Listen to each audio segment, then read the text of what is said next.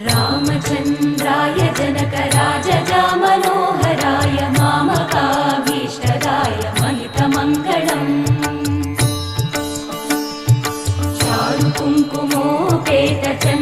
चारुकुङ्कुमोपेतचन्दनानुचर्चिताय हारकटकशोभिताय भूरिमङ्गलम् विमलरूपाय विविधवेदान्तवेद्याय सुजनचित्तकामिताय सुभगमङ्गलम्